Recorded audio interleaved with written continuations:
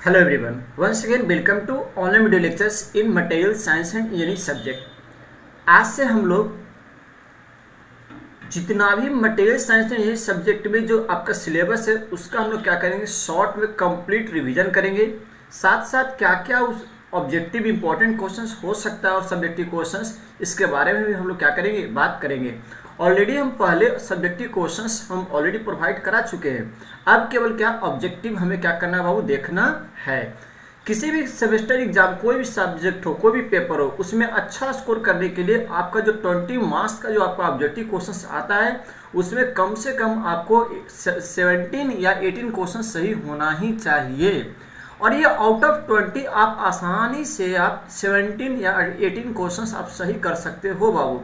अगर आप बहुत ही अच्छे तरीके से आप पढ़ाई किए तब आप 20 में 20 आप सही कर सकते हो। इसलिए जो भी बच्चे अभी तक थोड़ा सा पीछे रह गए हैं, नहीं पूरा सिलेबस कवर कर पाए, तो कम से कम वो क्या करिए कि जो भी हम ऑब्जेक्टिव क्वेश्चंस पे जो वीडियोज हम लेकर आएंगे उसको क्या करिए, उस जरूर देख लीजिए। जो जो बात हम बोलेंगे वीडियो के दौरान उस बात को फॉलो करिए, और जो जो क्वेश्चंस हम लगाएंगे वीडियो में उसको भी आपको क्या करना, लगा लेना है। उन सभी बच्चों के लिए मैंने वीडियो हम बनाए जो थोड़ा सा पीछे रह गए पढ़ने में, तो उनके लिए मेनली क्या बाबू, स्पेशली हम उन्हीं के लिए बनाए। लेकिन ये वीडियो सभी लोग देखिए जिनका तैयारी हो चुका है पूरी अच्छे तरीके से, वो भी देखिए। आप जज करिए कि हम कितना पीछे हैं, क्या मेरा प्रिपरेशन जिस लेवल पे हम बताने जा रहे हैं क्या उस लेवल का है कि नहीं, जिससे कि आप अच्छा से अच्छा मार्क्स ला सकते हो बाबू। एक एक नंबर आपके लिए क्या इंपॉर्टेंट है, सेमेस्टर्स में मार्क्स लाना बहुत ही जरूरी है। इससे क्या है कि एक तो क्या आपका परसेंटेज बहुत अच्छा बनेगा, लास्ट की जाकर आपको कॉन्फिडेंस मिलेगा कि हम अच्छा करें सेमेस्टर में। तो यही कॉन्फिडेंस आपको आने वाले टाइम में कॉम्पिटिटिव एग्जाम्स क्रैक करने में बहुत ही क्या करने वाले, यूजफुल होने वाला है बाबू।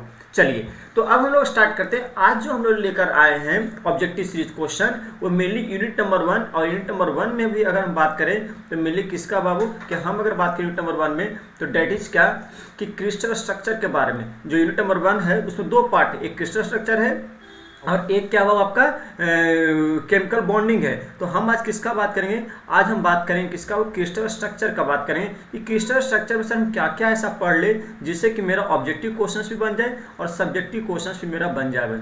समझ में आ रहा है? चलिए तो अब थोड़ा सा बात करते हैं। ऑलरेडी हम लोग बहुत अच्छे तरीके से ढंग से क्रिस्टल स्ट्रक्चर पढ़ लिए, आप भी पढ़ लिए होंगे बाबू। चलिए अच्छा तो देखिए स्टार्ट करते हैं क्या क्या पढ़ना है, थोड़ा सा रिकॉल कर लेते हैं। सबसे पहले अगर हम क्रिस्टल स्ट्रक्चर का बात करें तो बात स्टार्ट होता है क्या कि दो चीज़, क्रिस्टलाइन मटेरियल, अमॉर्फस मटेरियल में क्या डिफरेंसेज होता है, ये ऑलरेडी हम क्लास में करा चुके हैं। मतलब क्रिस्टलाइन और अमॉर्फस सॉलिड आपको क्या करना है, वो बढ़िया से डिफरेंस पढ़ लेना है। क्या एग्जाम्पल है ये सब आपको देख लेना, क्योंकि वहाँ से क्वेश्चन ऑब्जेक्टिव बन सकते हैं। दूसरा जो स्टार्ट होता है डेट इज, जो स्टार्ट होता है पढ़ाई वो कहाँ से, वो यूनिट सेल से होता है। कहाँ से स्टार्ट होता है, जो आपका पढ़ाई जो स्टार्ट होगा वो कहाँ से स्टार्ट होगा बाबू, यूनिट सेल से। कहाँ से बाबू, यूनिट सेल से। तो बात होती है सर यूनिट सेल क्या होता है, तो हम देखे थे कि पूरे क्रिस्टल सिस्टम में एक स्मॉलेस्ट एंटिटी होता है जो कि रिपीट कराते तीनों डायरेक्शन में, मतलब क्या 3 डायमेंशन एक्स वाई जेड, तो उससे क्या क्रिस्टल सिस्टम का फॉर्मेशन होता है। जैसे कि यहाँ पे देखिए एक यूनिट सेल है, यही यूनिट सेल यहाँ पे पूरा क्या रिपीट हो रहा है, ये एक यूनिट सेल, फिर इधर भी बने दो, उसमें तीसरा चौथा, ऐसे क्या कर पीछे भी एक यूनिट सेल क्या कर रिपीट करा रहे हैं। तो क्रिस्टल लैटिस का क्या होता है, फॉर्मेशन होता है बाबू। तो ये हम ऑलरेडी बात कर चुके हैं, शॉर्ट में बात करें, ज़्यादा डिटेल में बात हम लोग नहीं करेंगे। चलिए तो यूनिट सेल, अब जरा समझिए कि यूनिट सेल को हमें क्या करना है बाबू, कि इसके ज्योमेट्री को डिफाइन करने के लिए हम टोटल 6 पैरामीटर यूज करते हैं। कितना पैरामीटर यूज करते हैं बाबू, 6 पैरामीटर्स यूज करते हैं। ऑलरेडी हम पढ़ा चुके हैं, केवल क्या करना, रिवाइज करना है। 6 पैरामीटर्स यूज करते हैं, जिसमें से 3 क्या होता है, ABC, जिसको एज लेंथ भी बोला जाता है, और उसके बाद जो होता है क्या होता है, एक अल्फा, बीटा और क्या होता है, वो गामा होता है। तो इस ABC को क्या कहते हैं बाबू, एज लेंथ। क्या कहते हैं बाबू, एज लेंथ, एज लेंथ। और इस अल्फा बीटा गामा को क्या कहते हैं, इंटर एक्सियल एंगल, एक्सिस के बीच में कितना एंगल है यही कहते हैं। तो टोटल क्या है बाबू, 6 पैरामीटर्स होता है। तो ये भी याद रखना है कि किसी भी क्रिस्टल सिस्टम यूनिट सेल को डिफाइन के लिए टोटल कितना lattice parameter, 6 parameter, inter axial angle इसको कहा जाता है बाबू। ये ऑलरेडी हम बात कर रहे हैं। तो ABC, अब यहाँ देखिए क्या कि अगर यहाँ बात करें तो ये क्या A मान लेते हैं, इसका डायमेंशन, इसको क्या मान लेते हैं बाबू, ये डायमेंशन क्या मान लेते हैं, B मान लेते हैं, और इसको हम क्या मान लेते हैं बाबू, C मान लेते हैं। क्या मान लेते हैं, C मान लेते हैं। ये दो एक्सिस के बीच में कोई अल्फा है, तो इसके बीच में क्या है, बीटा है, और इसके बीच में क्या वो गामा है। तो मतलब क्या कि आप ये टोटल 6 पैरामीटर से आप किसी भी क्रिस्टल सिस्टम को क्या कर सकते हैं, क्रिस्टल लैटिस को आप क्या कर सकते हैं, डिफाइन कर सकते हैं। बेस्ड अपॉन दिस 6 पैरामीटर्स इसका वैल्यू चेंज हो सकता है। उसके आधार पर क्रिस्टल सिस्टम टोटल हम 7 तरीके का पढ़ाए थे। कितने तरीके का बाबू, 7 तरीके पढ़ाए थे। इंपॉर्टेंट है, बहुत इंपॉर्टेंट, समझिए बात को। टोटल कितना, 7 तरीका। तो ये क्या होता है, cubic crystal system, tetragonal crystal system, orthorhombic crystal system, monoclinic, triclinic, rhombohedral, ये सब ऑलरेडी हम लोग बात कर चुके थे बाबू। अब देखिए कि हम एक ट्रिक बताए थे क्या, कि conical tube of machine transfers regenerated heat, जिसमें से C4 cubic, T4 tetragonal, O4 orthorhombic, M4 क्या बताए थे, monoclinic, T4 triclinic, R4 rhombohedral और H4 हेक्सागोनल, ऑलरेडी बता चुके। बोले थे कि अगर इस सीरीज अगर आप याद रखिएगा तो जो वैल्यू जो है ना, एक्सियल लेंथ और इंटरएक्शन की A=B=C, ये सब ये आसानी वे में याद हो जाएगा। ये बात हम कहते हैं। और एक बात मान लेना कि इस टेबल से जो आपको सामने दिख रहा है, इस टेबल से इस बार एग्जाम में एक ऑब्जेक्टिव क्वेश्चन जरूर आ रहा है। एक ऑब्जेक्टिव क्वेश्चन जरूर इस बार एग्जाम में आपको आने वाला है। मतलब 1 मार्क्स यहाँ से मत इस टेबल को क्या करो, याद कर जाओ। हम बात करो बोले कि आपको याद करना, कैसे याद करना, एक ट्रिक भी बता दी ऑलरेडी हम डिटेल में क्लास। अगर कोई कंफ्यूजन है तो फिर आप क्या करिए बाबू, क्या वीडियो लेक्चर्स किसका आप देखिए, वहाँ से समझ में आ जाएगा। चलिए नेक्स्ट अगर हम बात करें तो उसके बाद हम देखेगा कि मेनली हम लोग को क्या पढ़ना, क्यूबिक क्रिस्टल सिस्टम। क्यूबिक में भी 3 हुआ था, एक होता simple cubic, body centred, face centred, FCC जो शॉर्ट में। तो क्यूबिक क्या होता है, कॉर्नर्स पे केवल आइटम होता है। एक कॉर्नर आइटम कितना कंट्रीब्यूट करता है, 1/8 पार्ट। ये ऑलरेडी बात हम कर चुके थे, हम केवल शॉर्ट बात कर रहे हैं। BCC में कॉर्नर के अलावा तो होता ही है, और एक कंप्लीट एटम कहाँ होता है बाबू, सेंटर में बैठा हुआ रहता है। FCC में कॉर्नर पे एटम होता है, हर एक फेस के सेंटर पर रहता है। तो जो फेस के सेंटर पर उसका कितना कंट्रीब्यूशन है, 1/2 पार्ट, और इसका कितना 1/8 पार्ट। और इसका यहाँ BCC में जो बैठा हुआ, ये टोटल 1 कंप्लीट एटम बैठा हुआ रहता है। उसके बाद इसमें एक बात कहते हैं SCP, हेक्सागोनल क्लोज पैकिंग का भी हम बात किए थे। SCP में क्या देखे थे कि क्या होता है कि नीचे क्या होता है आपका 6 साइड्स, मतलब क्या 1 2 3 4 5 है, और एक बीच सेंटर में बैठा हुआ रहता है। उसका 3 कंप्लीट एटम यहाँ पे मौजूद होता है, उसका फिर से रिपीट होता है। मतलब क्या टॉप एज और एक क्या बॉटम लेयर होता है, टॉप लेयर बॉटम लेयर, और बीच में क्या इंटरमीडिएट लेयर होता है। तो यहाँ पे क्या कि इसका जो ये पार्ट है, इसका कितना कंट्रीब्यूशन था, 1/6 था। ये ब्लू कलर का कितना था, 1/2 था बाबू। और यहाँ पे जो सभी का एक एक मतलब क्या टोटल जो है वे कितना, 3 कंट्रीब्यूशन। तो इससे भी हम लोग निकाले थे, इसे बात हम कर ले चुके थे बाबू। अब क्या है कि आपको जो है ऑब्जेक्टिव क्वेश्चन एक और आएगा, वो यही आएगा। पूरा शॉर्ट हम अगर बात करें तो यही आने वाला है कि types of unit cell, simple cubic unit cell, body centred cubic unit cell, face centred, hexagonal close packing. आपको डायग्राम बनाने आना चाहिए, डायग्राम बनाओ। ये ऑलरेडी हम वीडियो में करा चुके हैं, इसीलिए हम यहाँ पे डाले हैं, वही इमेज लाए जो हम ऑलरेडी पढ़ा चुके हैं।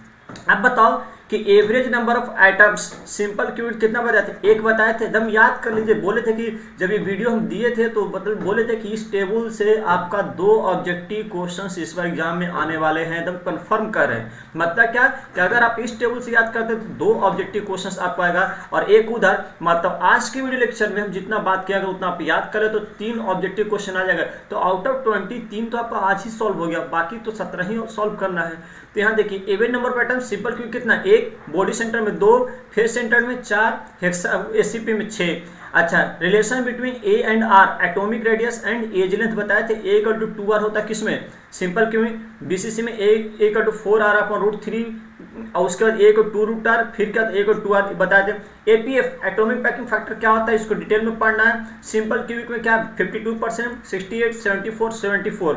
उसके बाद कोऑर्डिनेशन नंबर भी बताए थे। तो सिंपल क्यूबिक में 6, उसके बाद क्या था 8, 12, 12। उसका एग्जाम्पल बताए थे, पोलोनियम, ये सब बताए थे बाबू। तो ये जो एग्जाम्पल है ना, मतलब जो टेबल जितना है ना सामने दिख रहा है ना, आपको सब दम घोट जाना है, एकदम याद कर जाना। अगर आप याद कर जाओ तो 2 ऑब्जेक्टिव क्वेश्चन ऐसे कोई नहीं रोकने वाला, किसी भी तरीके के क्वेश्चन आवे एकदम कंफर्म करें ना कि आएगा ही आएगा। तो इसको क्या, जब इतना श्योर शॉर्ट बोल रहे हैं तो आपको क्या करना है, याद करना है।